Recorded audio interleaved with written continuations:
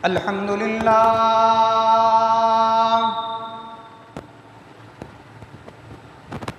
الحمد لله حمدا كثيرا كما أمر.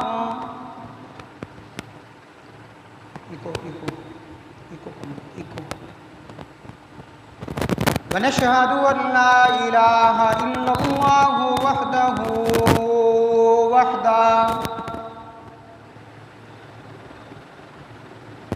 وحده لا شريك له في الخلق والأمر، إدوارا لمن جهد به وكفر. ونشهد أن سيدنا ومولانا محمدا عبده ورسوله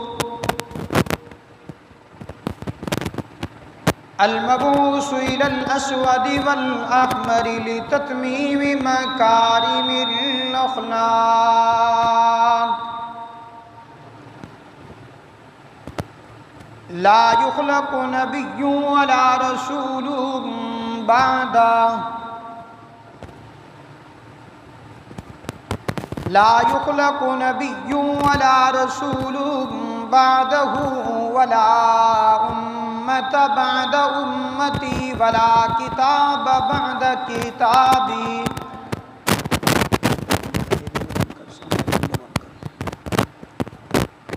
ولا شريعة بعد شريعتي. صلى الله تعالى عليه وعلى آله الذين هم خلاصة العرب،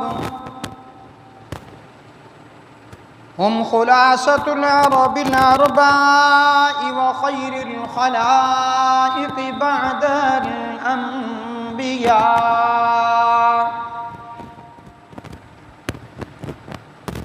وهم كالنجوم في السماء للاهتداء والاقتداء، وهم مفاتيح الرحمة ومصابيح الغرر. أعوذ بالله من الشيطان الرجيم. بسم الله الرحمن الرحيم.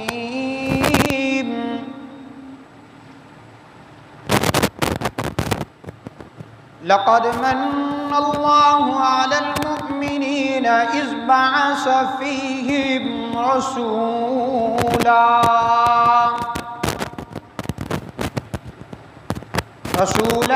من أنفسهم يتلو عليهم آياته. وقال تعالى: ألم يجدك يتيما فآوى، ووجدك ضالا فهدى، ووجدك عائلا فأغنى. فأما اليتيم فلا تقهر، وأما السائل فلا تنهر، وأما بنعمة ربك فحدث. وقال في موضع آخر: وما أرسلناك إلا رحمة للعالمين.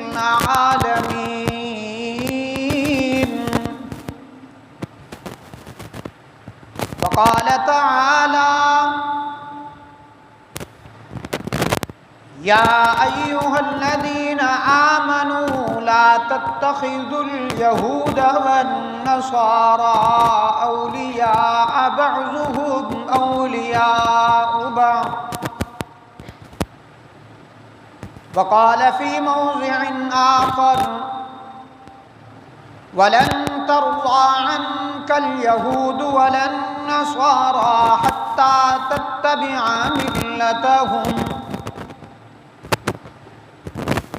وقال النبي صلى الله عليه وسلم من يرد الله به خيرا يفقهه في الدين. وقال النبي صلى الله عليه وسلم لا يؤمن أحدكم حتى أكون أحب إليه من والده وولده والناس أجمعين.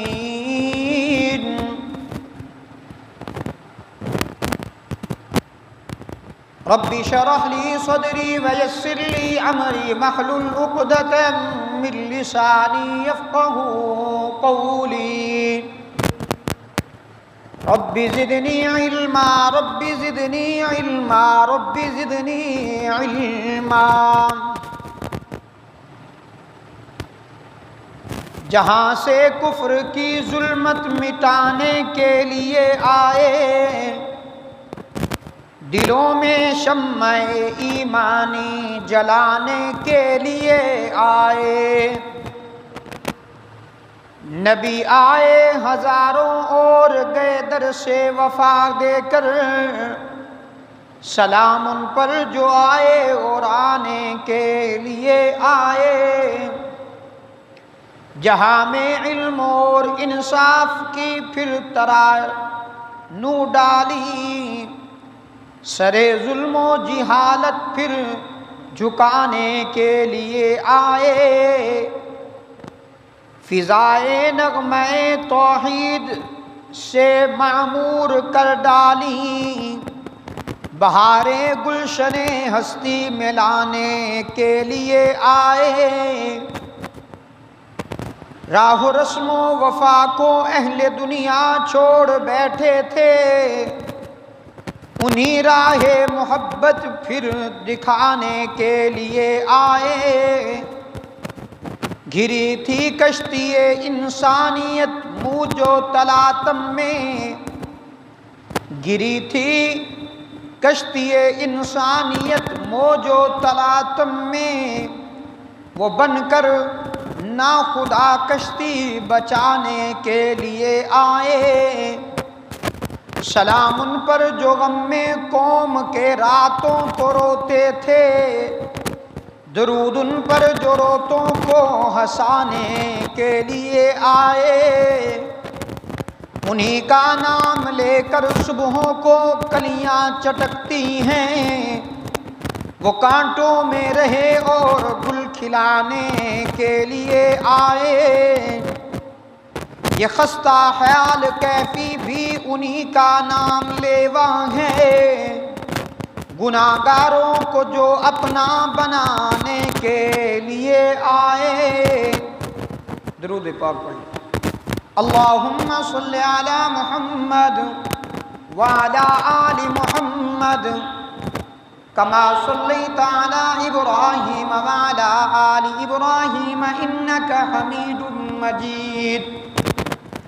اللہم بارک علی محمد وعلى آل محمد كما باركت على إبراهيم وعلى آل إبراهيم إنك حميد مجيد.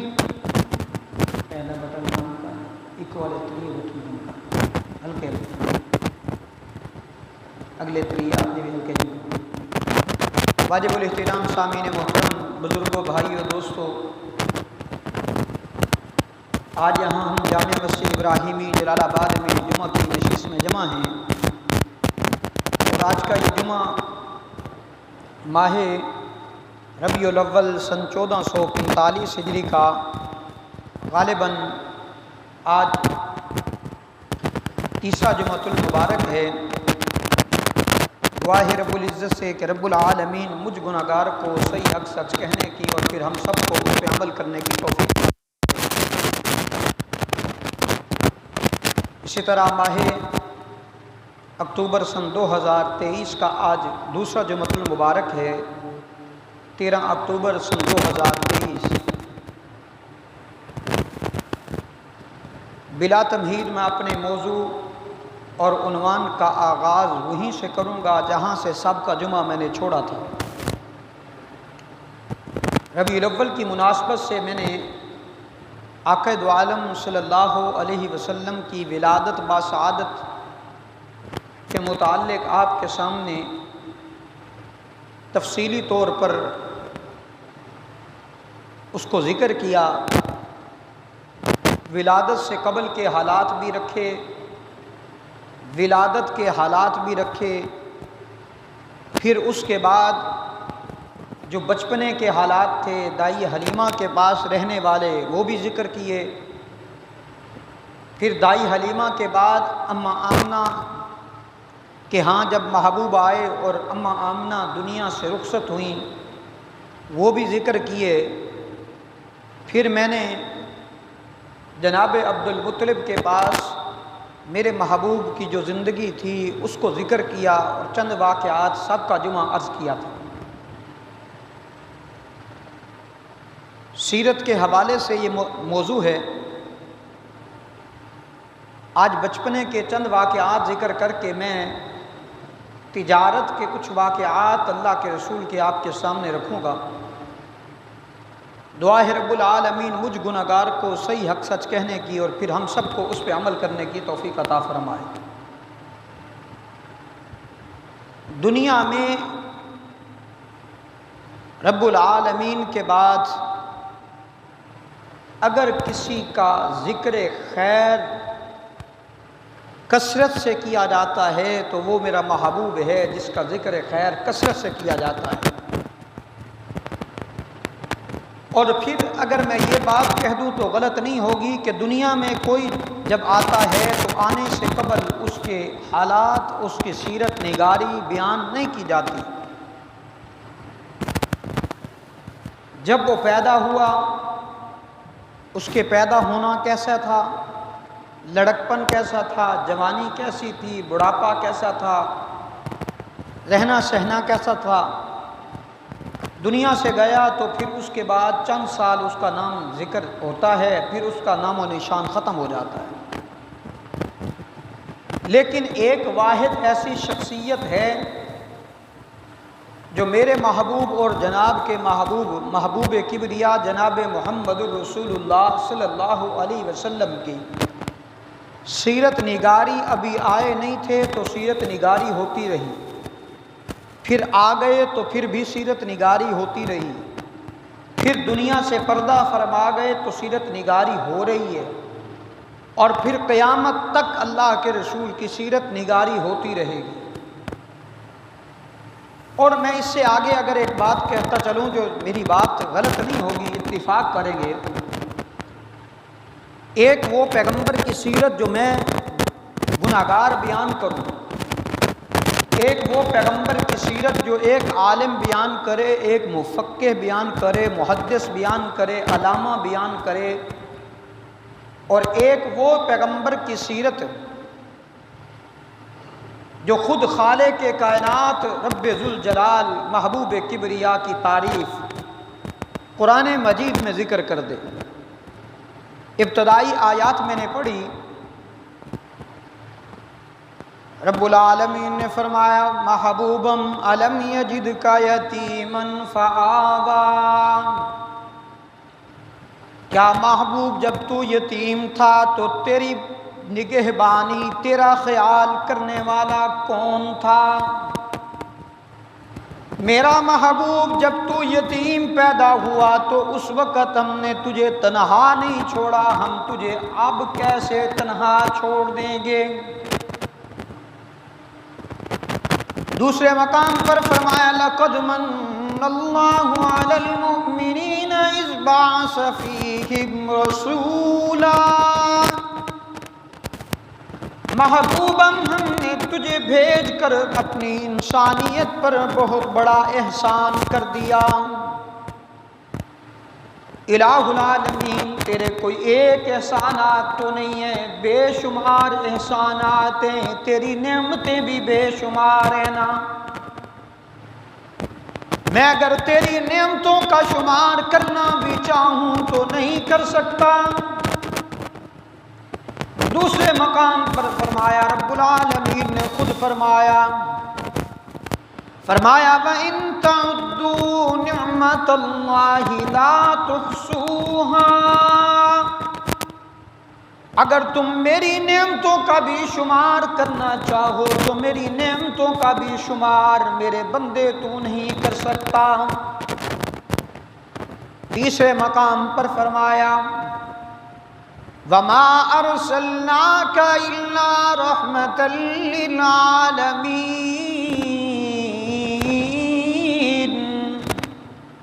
محبوبہ ہم نے آپ کو عالمین کے لیے، تمام عالم کے لیے، میرا محبوب میں نے تمہیں تمام جہانوں کے لیے رحمت بنا کر بھیجا ہے، میں رب العالمین ہوں، تو رحمت للعالمین ہے۔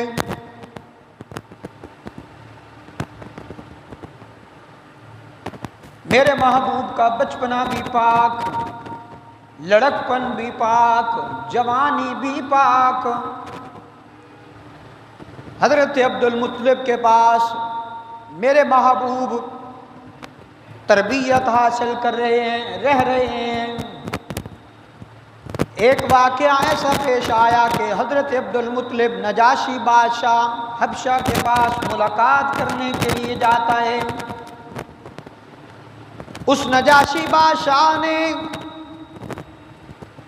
حضرت عبد المطلب کو جب دیکھا آتے ہوئے، کھڑے ہو کر حضرت عبد المطلب کا استقبال کیا۔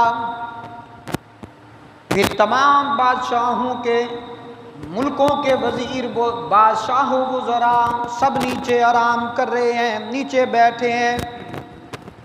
نجاشی بادشاہ نے عبد المطلب کو آتے ہوئے دیکھا اور اپنی مسند پر بٹھایا، تخت پر بٹھایا۔ پھر پوچھا تیرا نام کیا ہے؟ بتایا میرا نام عبد المطلب۔ تیرے بیٹے کا نام کیا ہے؟ عبداللہ۔ تیرے پوتے کا نام؟ نجاشی بادشاہ نے کہا کہ میری تورات، انجیل، زبور بتاتی ہے کہ آخری آنے والا پیغمبر یا تو آ چکا ہے یا آنے والا ہے۔ میری تورات بتاتی ہے کہ تیرے چہرے انور کے اندر اس کی جھلک نظر آتی ہے۔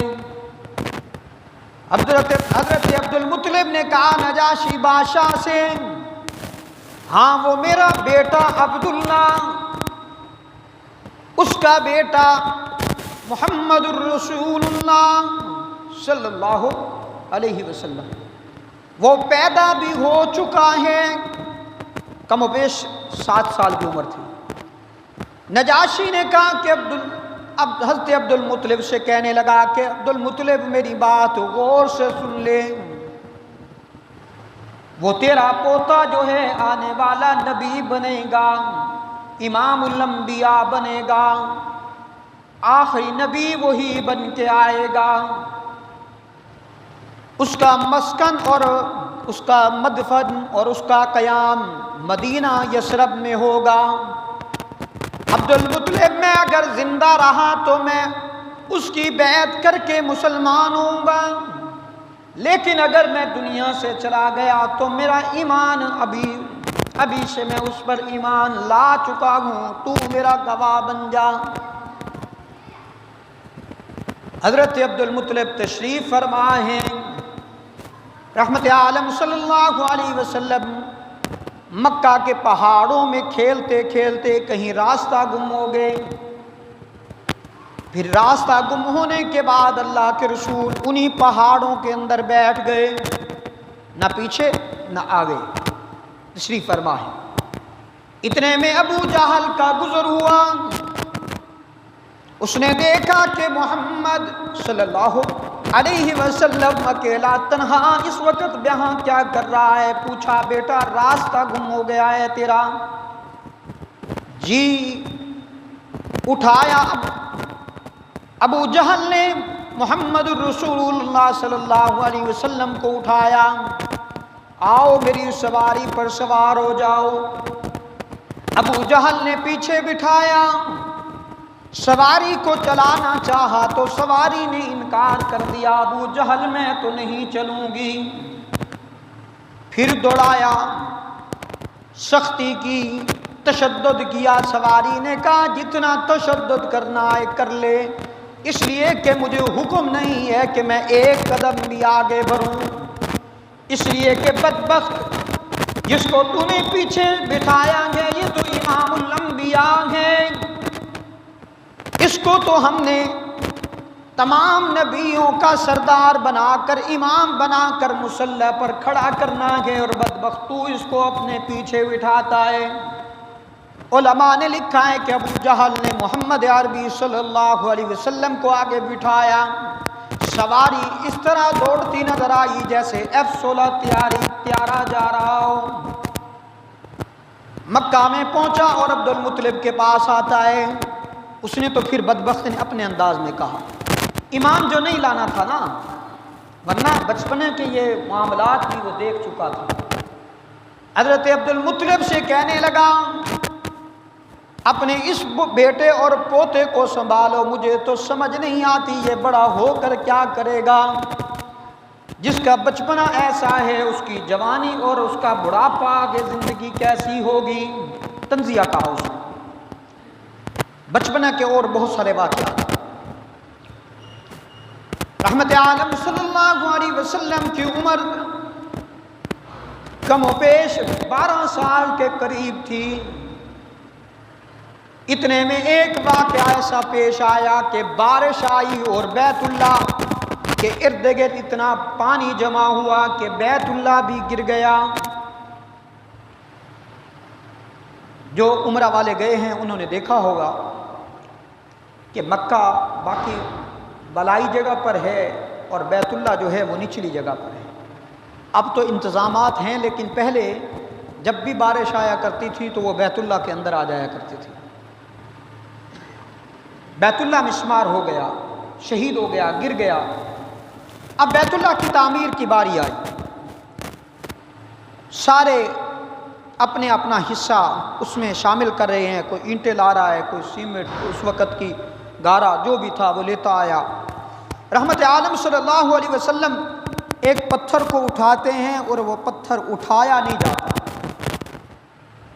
12 سال کی عمر۔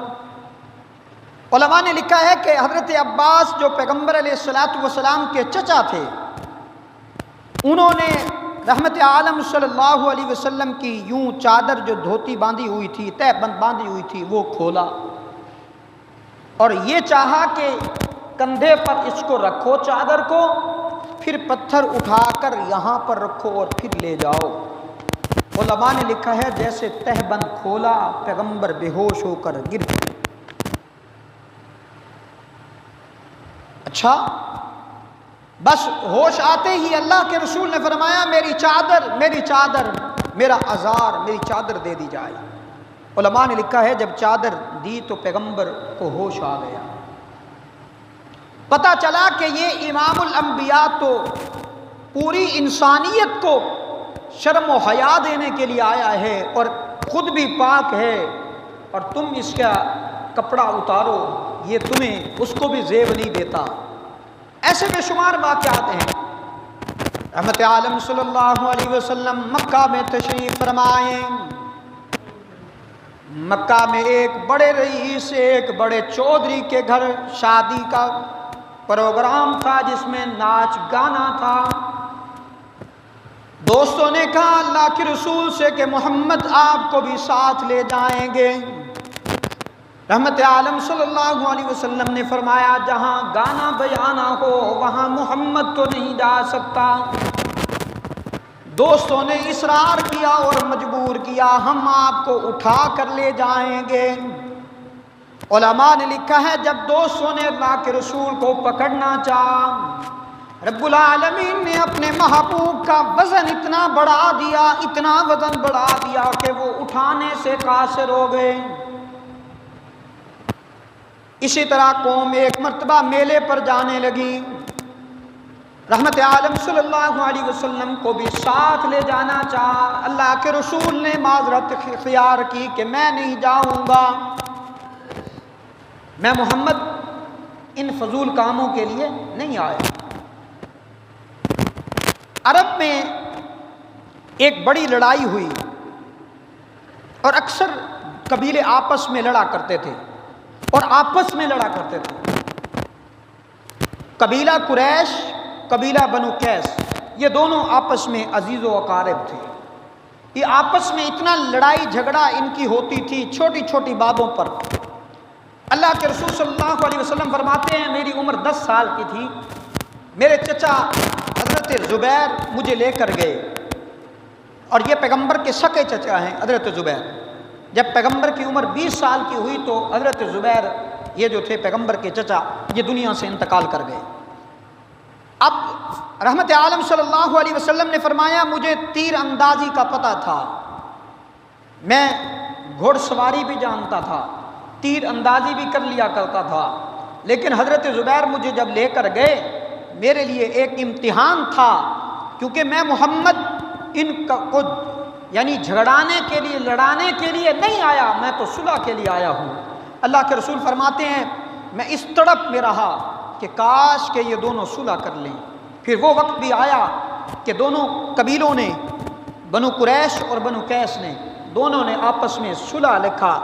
صلح کے اندر 3 آدمی تھے جن کا نام فضل سے شروع ہوتا ہے، اور اس معاہدے کو انہوں نے نام دیا حلف الفضول، اور اس میں معاہدہ یہ پایا کہ ہم آپس میں نہیں لڑیں گے، دشمن کا مقابلہ کریں گے، اور اس میں یتیموں کا خیال کریں گے، بیواؤں کا خیال کریں گے، غریبوں کا خیال کریں گے۔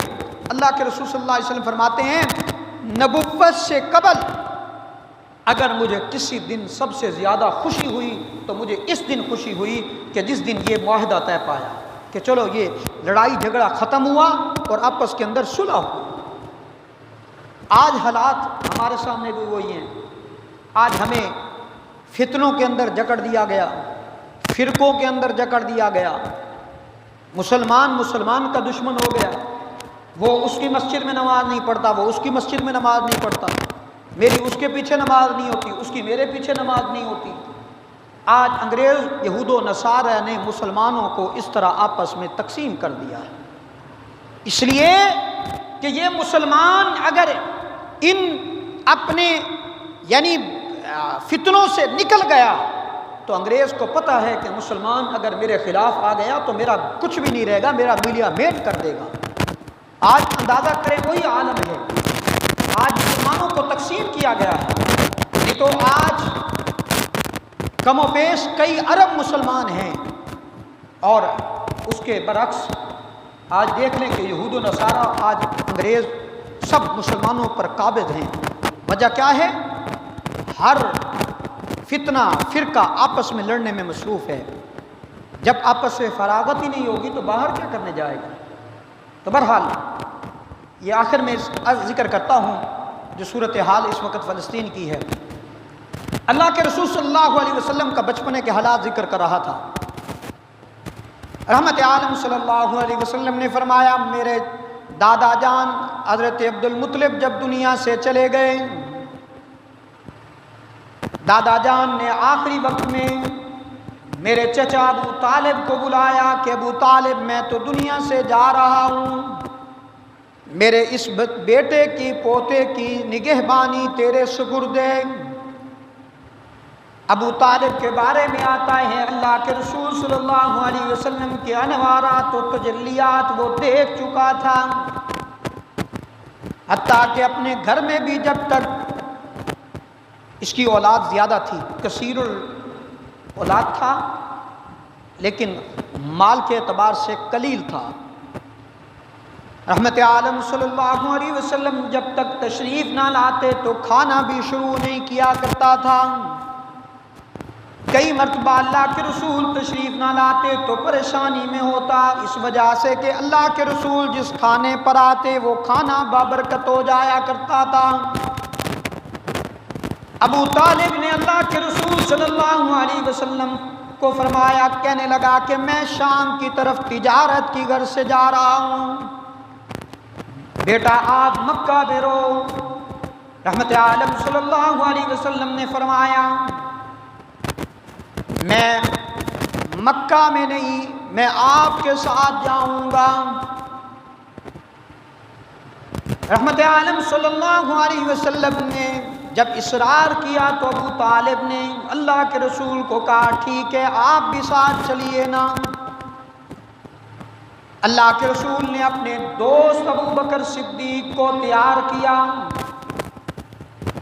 رحمت عالم صلی اللہ علیہ وسلم اپنے چچا کے ساتھ ابو طالب کے ساتھ تجارت کا سفر کرتے ہیں۔ چلتے چلتے ایک ایسے مقام پر پہنچے، توجہ میری طرف، پنکھے چل جائیں گے، توجہ میری طرف۔ ایک ایسے مقام پر پہنچے کہ وہاں پر پڑاؤ اختیار کیا۔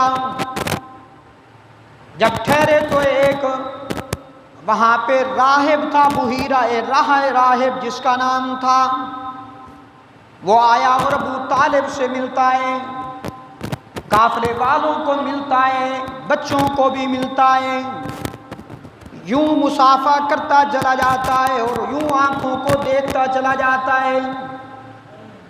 اتنے میں اللہ کے رسول کے پاس وہ جا پہنچا اور دیکھا کہ یہ وہی محمد ہے جس کی میں نے تورات انجیل میں نے تعریفیں پڑھی ہیں۔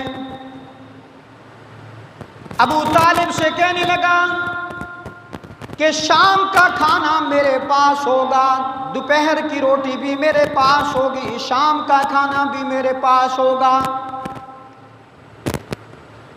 ابو طالب نے قافلے والوں سے کہا کہ کھانے کے لیے ہم نے چلنا ہے۔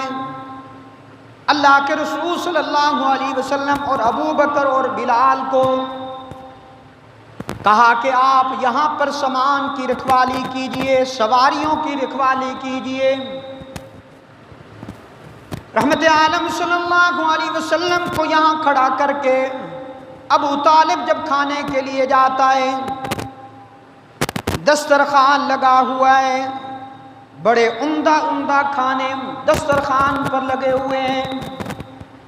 وہ راہب کہنے لگا جب تک میں نہ کہوں کھانے کی طرف ہاتھ نہیں بڑھانا، کھانا شروع نہیں کرنا۔ جب سارا کھانا لگ چکا، وہ راہب آتا ہے اور اس نے آ کر یوں دسترخوان پر بڑی حسرت بھری نگاہ سے دیکھتا چلا گیا۔ دیکھنے کے بعد پوچھا ابو طالب سے کہ بتاؤ کہ وہ بچہ محمد کہاں ہے صلی اللہ علیہ وسلم۔ ابو طالب نے کہا وہ تو سامان کی رکھوالی کے لیے میں وہاں کھڑا کر کے آیا ہوں، ہم اس کا کھانا ساتھ لے جائیں گے۔ اس راہب نے کہا ابو طالب تمہیں کس نے کہا کہ میں تمہاری دعوت میں تمہارے لیے کی ہے؟ میں نے یاد رکھو جب تک وہ بچہ محمد نہیں آتا تمہیں بھی کھانا نہیں ملتا، جاؤ اس بچے کو لے کر آؤ۔ علماء نے لکھا ہے، بڑی اہم بات کرنے لگا ہوں۔ ابو طالب آیا اور آ کر رحمت عالم صلی اللہ علیہ وسلم سے کہنے لگا بیٹا آئیے نا، جہاں پر آپ نہ ہو وہاں پر محمد عربی صلی اللہ علیہ وسلم کے نہ ہونے کی وجہ سے ابو طالب کو بھی کھانا نہیں ملتا۔ کھانا کھایا، پوچھا ابو طالب سے راہب نے کہ کہاں کا سفر کرنے کا ارادہ ہے؟ کہنے لگا ابو طالب ہم روم کی طرف سفر تجارت کی غرض سے جا رہے ہیں۔ وہ راہب کہنے لگا ابو طالب میری رائے یہ ہے کہ اس بچے محمد کو تو واپس لوٹا دے، یہ واپس مکہ میں چلا جائے، اس کو آگے ساتھ نہ لے جا، اس لیے کہ رومی تلاش میں نکلے ہوئے ہیں کہ محمد صلی اللہ علیہ وسلم جہاں بھی ملے اس کا سر قلم کرنے کے لیے متلاشی پھر رہے ہیں۔ علماء نے لکھا ہے کہ ابھی راہب نے یہ بات کی، تھوڑی دیر گزرنے کے بعد دروازے پہ دستک ہوئی، راہب باہر جاتا ہے، دیکھتا ہے کہ 7 آدمیوں کے قافلہ رومی آئے ہیں۔ ان سے پوچھا کہ تم کیسے کہاں سے آئے ہو؟ وہ رومیوں نے اپنی داستان بتائی کہ ہم اس تلاش میں نکلے ہوئے ہیں کہ آخری نبی سنا ہے پیدا ہو چکا ہے، محمد صلی اللہ علیہ وسلم پیدا ہو چکا ہے، ہم اس کی تلاش میں نکلے ہوئے ہیں، اس کو جا کر پکڑیں اور پھر اس کا سر قلم کریں، نعوذ باللہ من ذالک۔ اچھا اتنا بڑا خطرناک ارادہ لے کر نکلے ہوئے ہو؟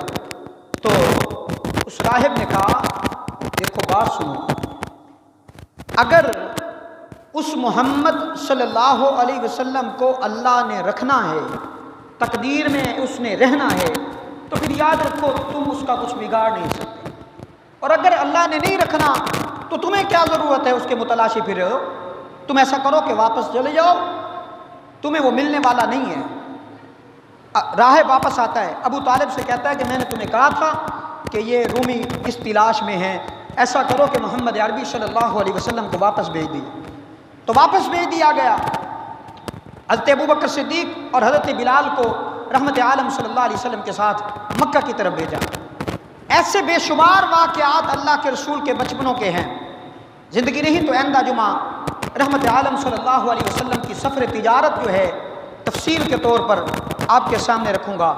کسی شاعر نے اللہ کے رسول کی تعریف ان اشعار میں کی ہے، سلام اس پر کہ جس نے بے کسوں کی دستگیری کی، سلام اس پر کہ جس نے بادشاہی میں فقیری کی، سلام اس پر کہ اسرار محبت جس نے سکھلائے، سلام اس پر کہ جس نے زخم کھا کر پھول برسائے، سلام اس پر کہ جس نے خون کے پیاسوں کو قبائیں دی، سلام اس پر کہ جس نے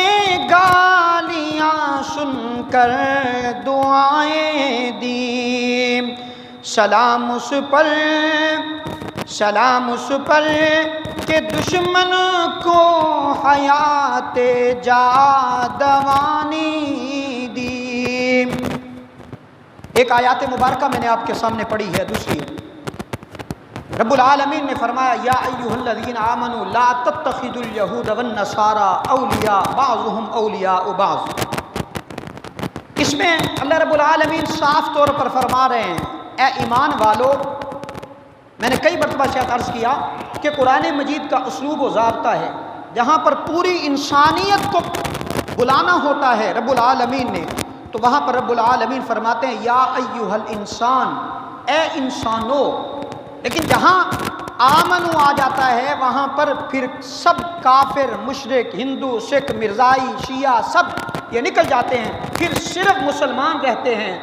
فرمایا اے ایمان والو، کتنا پیارا عمدہ الفاظ ذکر کیے، لا تتخذوا الیہود والنصارى اولیاء بعضهم اولیاء بعض۔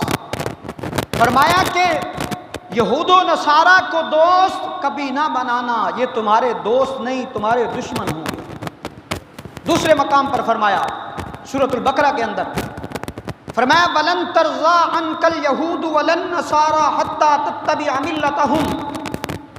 یاد رکھیے گا یہود و نصارہ تمہارے در پہ رہیں گے، تمہارے دشمن رہیں گے، کب تک؟